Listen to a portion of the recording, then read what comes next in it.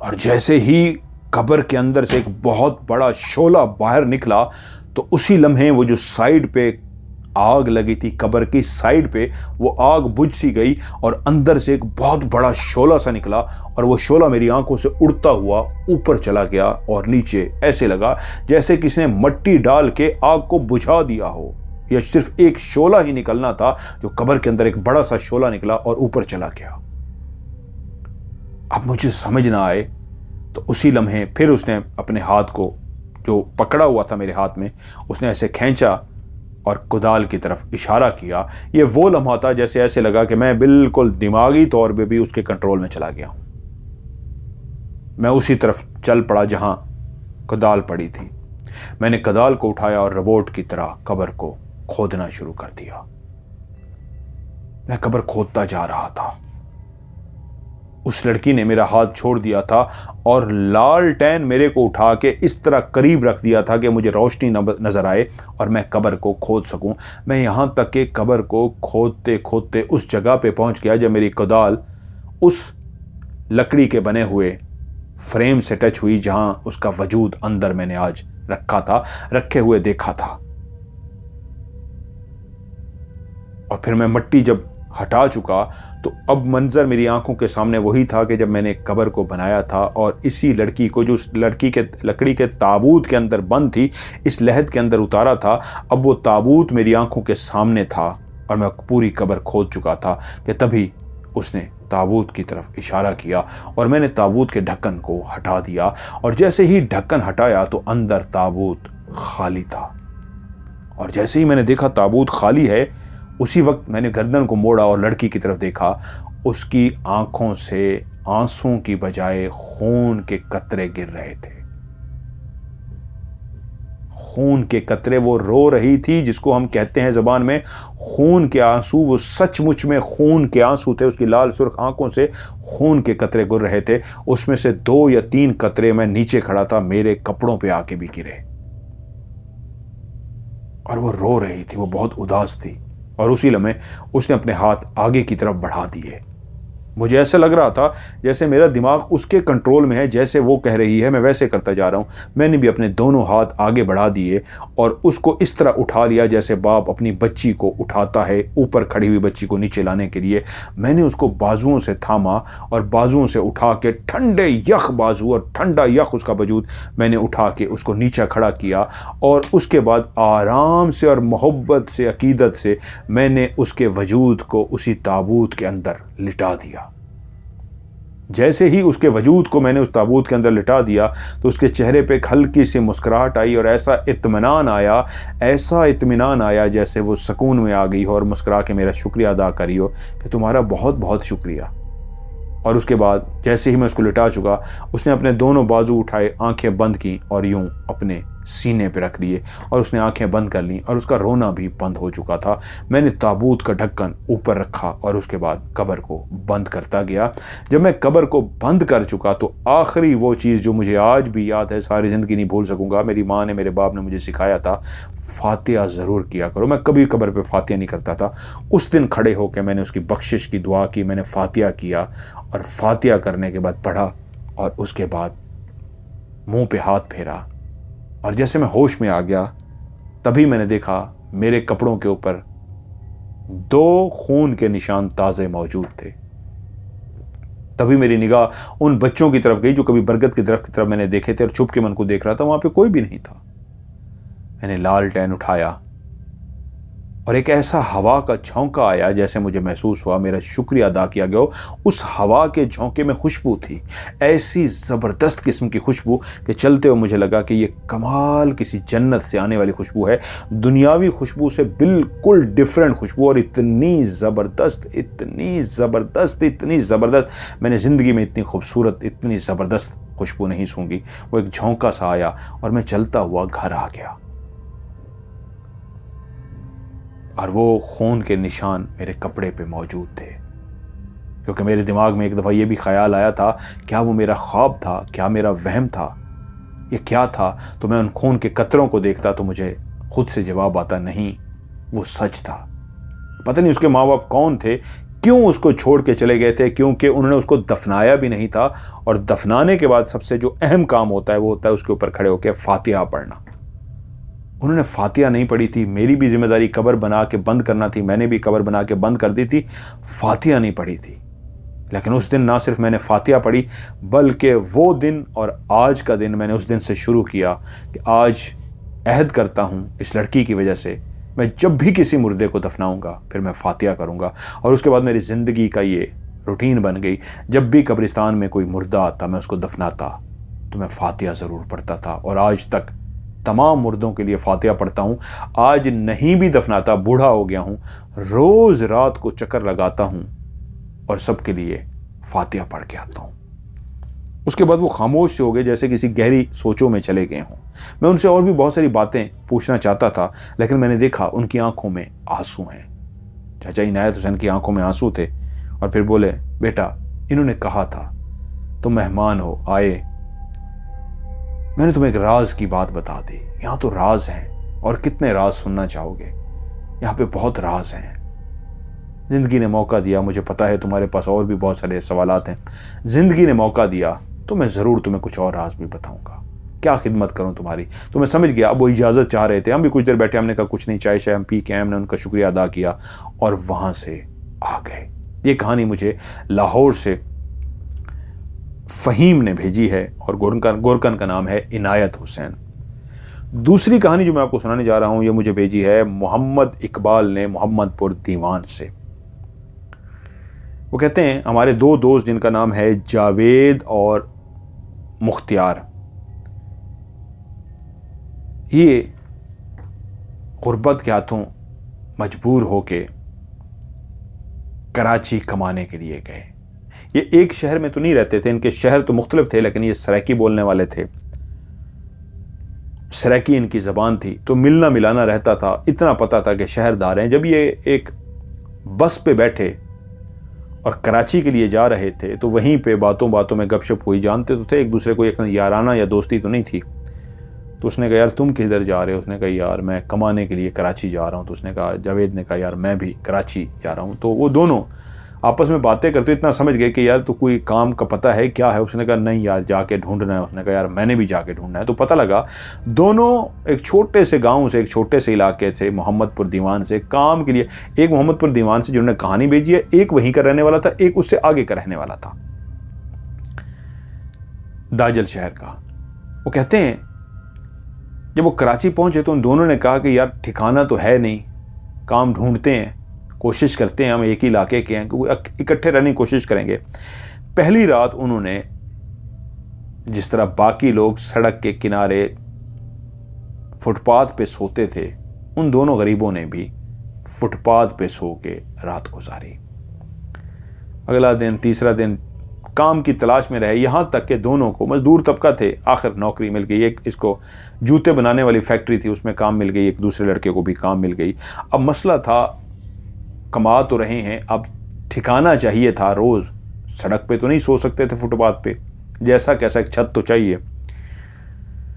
ढूंढते ढूंढते ढूंढते जहाँ पे भी जाते वो कहते नहीं जी कोई शादीशुदा है, वो कहते नहीं जी हम तो कुंवारे हैं। कितने लोग हैं जी? 2 बंदे। वो कहते नहीं जी हम कुंवारों को घर नहीं देते, शादीशुदाओं फैमिली वाले हों देते, हम नहीं देते। अब वो जहाँ पे भी कोशिश करें करीब इलाके में, पता नहीं वहाँ पे किसने क्या कुछ किया हुआ था, क्या उनको मसला था कि वो कुंवारों को मकान ना दें। परेशान करते करते करते उनको एक ऐसा घर मिल गया जो इंतहाई सस्ता भी मिल रहा था, लेकिन कोई इतना ख़ास बड़ा नहीं था। छोटा सा एक उसका सहन था, सहन के साथ ही किचन बना हुआ था, और किचन के साथ ही एक कमरे पे मुश्तमिल ये घर था। उसके अंदर बाथरूम भी बना हुआ था, किचन बना हुआ था, छोटा सा सहन, और एक कमरा उसका टोटल था। और इसका जो बाथरूम भी बनाया गया था वो 3 डब्बों के साथ, जो कनस्तर के वो होते हैं टुकड़े, उसके साथ जिस तरह बनाया जाता है दरवाज़ा, और इस तरह का बनाया हुआ था। लेकिन किराया इतना मुनासिब था कि उन्होंने कहा भाई एक तो मिल नहीं रहा था, बड़ी मुश्किलों से मिला है, फिर जैसा कैसा है, अभी तो हमारा शुरुआत है, आगे कोई अल्लाह ने पैसा दिया तो देखेंगे करेंगे, अभी तो सर छुपाने को इससे अच्छा ठिकाना ही नहीं मिल सकता था, और किराया भी इतना कि दोनों आराम से रह सकते।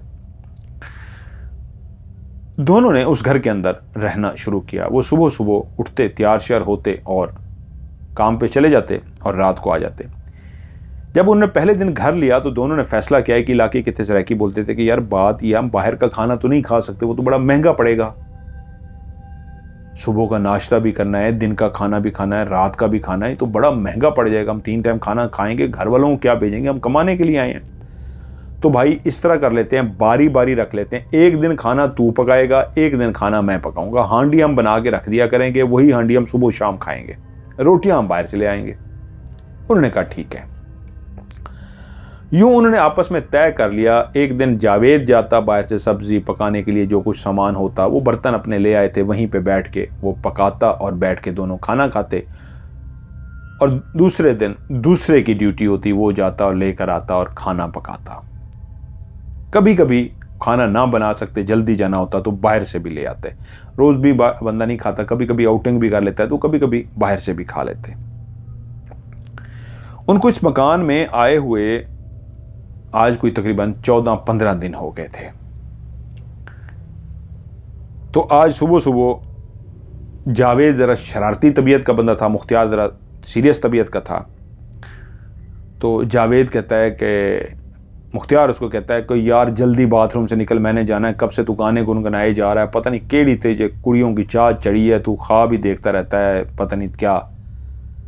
तो जावेद बोला बस तू देख, मैं जल्दी से पैसा बनाऊंगा और शादी करूंगा और ऐसी ज़बरदस्त किस्म की बीवी लेके आऊँगा, तू देख के हैरान रह जाएगा, ऐसी हसीन और जमील मेरी बीवी होगी। तो वो बोला यार तू ख्वाब ही देखता रहता है बीवियों के, क्या तूने शादी नहीं करनी? जावेद ने उससे पूछा। तो मुख्तियार ने कहा करनी है, मैं भी देखी जब शादी करूंगा तो देखता ही रह जाएगा, तेरी दुल्हन तो इतनी खूबसूरत नहीं होगी, देखी जो मैं खूबसूरत औरत से, कराची की लड़की से शादी करूंगा, हसीन और जमील लड़की देख ढूंढूंगा अपने लिए, तो देख तो सही। अब दोनों इस तरह की बातें करते हुए अपने अपने काम पे रवाना हो गए। जावेद पहले वापस आ गया। अब अमूमन ऐसे होता था, जावेद कभी पहले आ जाता, कभी मुख्तियार नाम है, मुख्तियार पहले आ जाता। जब जावेद आया तो दरवाज़ा खुला था, वो समझ गया कि मुख्तियार आया हुआ है। वो कमरे के अंदर अपने घर के अंदर दाखिल हुआ। दाखिल होते ही आगे सहन था। जैसे ही सहन में आया तो वो जो सामने उनका किचन सा था, जो चूल्हा बना हुआ था, आज क्योंकि जावेद ने खाना नहीं बनाया था, उसकी बारी थी, मुख्तियार ने उसको कहा था यार मैं खाना आज ना अपनी फैक्ट्री से ले आऊँगा, तू खाना ना बनाई। अब वो जैसे ही आज खाना नहीं बनाया था, जैसे ही वो अंदर दाखिल हुआ तो उसने देखा कि किचन के अंदर एक हसीनो जमील लड़की जिसकी उम्र कोई तकरीबन 22 से 24 साल के दरमियान होगी, हांडी चढ़ाई हुई है और वो बैठी हांडी पका रही है। वो जैसे ही गया उसने देखा, लड़की ने उसको मुड़ के देखा, पीछे कोई आया है, और उसने लड़की को देखा तो वो हसीनो जमील इतनी खूबसूरत लड़की थी और बिल्कुल एक आम से घरेलू उसने कपड़े पहने हुए थे। वो एकदम शर्म आ गई। उसने कहा यार ये उसके मेहमान ना आए हों या उसके घर से मिलने वालों में से कोई ना आया हो, इस वक्त पता नहीं हांडी पका रही है, चाय पका रही है, क्या था, चूल्हे पे बैठी हुई थी। वो एकदम से उसने कहा सॉरी सॉरी सॉरी और बाहर आ गया। अब वो बाहर आके खड़ा हो गया कि यार वो तो मुझे पता नहीं था, उसकी फैमिली थी, उसके मिलने वाले थे, घर वालों को तो नहीं जानते थे कि कौन रिश्तेदार है कौन नहीं, कि ये पता नहीं उसके कौन मिलने वाले हैं। मैंने ऊपर अंदर चला गया, उसने मुझे बताया भी नहीं उसके कोई आने वाले हैं आज। ये वो खैर बाहर खड़ा हो गया तो उसने ना आवाज़ देनी शुरू कर दी, मुख्तियार, ओए मुख्तियार बाहर आ, मुख्तियार ओए ओए मुख्तियारा बाहर आ।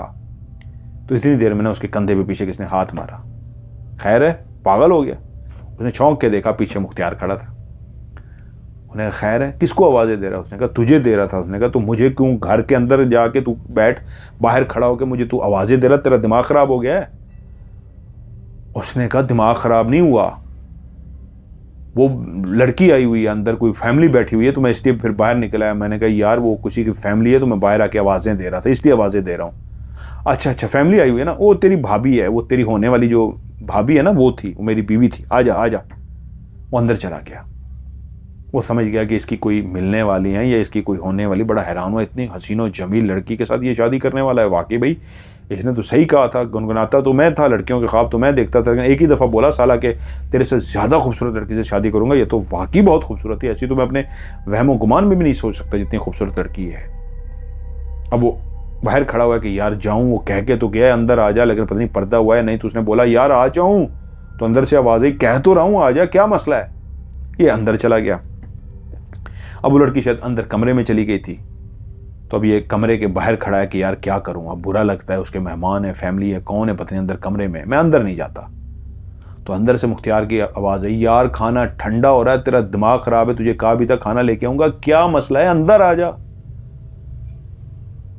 वो कह रहा है अच्छा ठीक है यार मैं आ रहा हूँ। तो वो ऐसे अंदर गया कि सर झुका के, कि बुरा भी ना लगे, उसकी फैमिली आई हुई है, उनको अजीब महसूस ना। उसने सर नीचे झुकाया और जब अंदर गया तो देखा वो अकेला बैठा है चारपाई पे और खाना रख के बैठा है। तो दूसरा बिस्तर उसी का था, वो खाली पड़ा हुआ था, मुख्तियार अपने बिस्तर पे बैठा था। उसने कमरे में आके इधर उधर देखा और यूं देखा, कहता है वो लड़की कहाँ है। वो कह रहा है केड़ी लड़की, तेरा दिमाग खराब है, पहले ही तू बाहर मुझे कहीं पागलों की तरह कह रहा है लड़की आई हुई है, ये है वो, खाना लेट हो रहा है, बैठ खाना खा। कह रहा है नहीं यार वो मैं उस लड़की की बात कर रहा हूं जो अंदर थी। वो कहता है यार कौन सी अंदर। कह रहा है जो तूने कहा तेरी होने वाली बीवी है। मुख्तियार कह रहा है मेरी होने वाली बीवी, कौन सी बीवी। कह रहा है यार तुझे बाहर ही तो कहा है, तो तूने कहा वो तेरी भाभी है। और पागल मैंने वैसे ही तुझे कहा कि पता नहीं क्या कह रहा है, मैंने वैसे ही कह दिया तेरी भाभी है। कहाँ से लड़की आई, क्या आई, मैं तो उसी वक्त तेरे सामने आया हूँ, अभी अंदर आया हूँ, तुझे बुला रहा हूँ, खाना खा। तो उसके चेहरे पे ना एकदम खौफ सवार हो गया। तब मुख्तियार को अंदाजा हुआ कि कुछ बात और है। कहता है क्या हुआ यार, तू एकदम घबरा गया है। कहता है यार तू सीरियस है। उसने कहा हाँ हाँ मैं सीरियस हूं। कहता है वो लड़की नहीं है। कह रहा है नहीं लड़की नहीं है। कह रहा है यार ये नहीं हो सकता। उसने कहा हुआ क्या है। उसने कहा मुख्तियार यार जब मैं अंदर आया हूं ना, चूल्हे पे लड़की बैठी हुई थी, हसीनो जमील, और जब मैं आया हूं मैंने उसे देखा, मैंने उसे सॉरी सॉरी किया, मैं एकदम पीछे मुड़ा हूं तो मुझे याद है वो उठ के अंदर कमरे में जा रही थी, लेकिन मैंने उसको घूर के नहीं देखा, मेरा अंदाजा है वो उठी है और कमरे की तरफ गई है। मैं जल्दी से बाहर आ गया हूं कि यार तेरी फैमिली आई हुई है, जब मैंने तुझे भी कहा तो तूने भी आगे से कह दिया तेरी होने वाली भाभी है। कह रहा यार मैंने तो कैसे मजाक से तंजियान कह दिया कि तेरी भाभी है, तू लड़कियों का जो जिक्र करता रहता है, मैंने भी उस दिन तुझे मजाक में कहा था तुझसे भी ज़्यादा खूबसूरत लेके आऊँगा, उस तरह मैंने कह दिया, लेकिन तू झूठ बोल रहा है। मुख्तियार ने कहा तू झूठ बोल रहा है। जावेद कह रहा है यार मैं कसम उठाता हूँ मैंने देखा है, यहां देखा है चूल्हे पे। उसने कहा यार बाज़ औक़ात ना इंसान इस तरह के ख्वाब देखता रहता है, इस तरह का सोचता रहता है ना, उसके दिमाग में भी आ जाता है। खैर इसको छोड़ो, खाना तो खाना। खैर दोनों ने बैठ के खाना खाया, लेकिन जावेद उलझा हुआ था, ये कोई छोटा वाक़या नहीं था। खैर दोनों ने खाना शाना खा लिया। अब जावेद के दिमाग में एक आ रहा है यार इस घर में ये क्या था, लड़की बाहर तो निकल नहीं सकती क्योंकि मैं खड़ा था दरवाजे पे, वो अंदर ही चली गई थी। पीछे फिर मुख्तियार आ गया, हम अंदर दोनों दाखिल हुए। उसने बाथरूम में भी एक दफ़ा देखा, सारा चेक कर लिया, लड़की नहीं थी। उसने कहा कहीं बाहर ना निकल गई हो। फिर उठ के गया, बाहर का कुंडा देखा तो बाहर का कुंडा भी लगा हुआ। अगर वो बाहर जाती तो अंदर से कुंडा ना लगा होता। अंदर से कुंडी लगेने का मतलब यही था वो बाहर नहीं गई, अंदर ही है, अंदर बाथरूम, इधर उधर देख लिया, लड़की कहीं नहीं है। वो दोनों रात को अपने अपने बिस्तर पर सोने के लिए लेट गए। वो थका हुआ था मुख्तियार, वो तो थोड़ी देर तक ही सो गया, लेकिन जावेद अपने बिस्तर पे जाग रहा था। आज पहली दफ़ा इस मकान के अंदर एक ऐसा वाक़या उसने देखा था, एक लड़की को क्लियर देखा था, 22-24 साल की लड़की, एक आम से कपड़े पहने हुए, लेकिन इतनी हसीनो जमील, कोरी चिट्टी, ऐसी खूबसूरत किस्म की लड़की, जैसे फुल मेकअप किया हो। मेकअप नहीं किया था, कुदरती इतना मेकअप था अल्लाह की तरफ से, जैसे उसके गाल पिंक गाल हो, होंठ लाल सुर्ख हो, ऐसी कमाल किस्म की। और उसके सामने उसको महसूस हुआ तो कमरे में गई है, लेकिन गई कहां। सोचते सोचते सोचते पता नहीं कौन सा रात का पहर आया, 1 बज गया, उसको नींद आ गई। अभी सोए हुए उसको थोड़ी ही देर हुई थी कि एकदम से उसकी आंख खुल गई, और जैसे ही उसकी आंख खुली उसको महसूस हुआ उस बिस्तर पे जहां वो लेटा हुआ है उसके साथ कोई और भी बिस्तर पर लेटा हुआ है। अब कमरे के अंदर अंधेरा था, अंधेरा करके वो सोते थे, एक ही बल्ब लगा हुआ था कमरे के अंदर। वो तो था नहीं कि 0 का अलग लगा होता है, वो अलग था, एक ही बल्ब था, या बल्ब अंधेरा हो जाता, खूब अंधेरा, या लाइट होती थी, वो लाइट बंद करके सोते थे। जब उसको महसूस हुआ कि मेरे साथ कोई लेटा है तो उसने कहा कौन हो सकता है, मुख्तियार तो नहीं है। तो मुख्तियार के खराटों की उसको आवाज आई, वो अपने बिस्तर पे मौजूद था और खराटे लेकर सो रहा था। तो फिर ये कौन है। कि उसी लम्हे उसको बकायदा गरम गरम गर्दन पे सांसों की, जो वो लेटा था या लेटी थी जो भी था, उसकी गरम गरम सांसें उसको अपनी गर्दन पे महसूस हो रही थी, जैसे वो सांस ले रहा था या ले रही थी।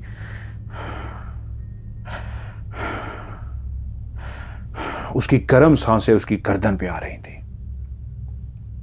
वो एकदम से परेशान हो गया कि ये मेरा वहम नहीं है, कोई चारपाई पे है, उधर वो लेटा है, मेरे साथ कोई इधर लेटा है।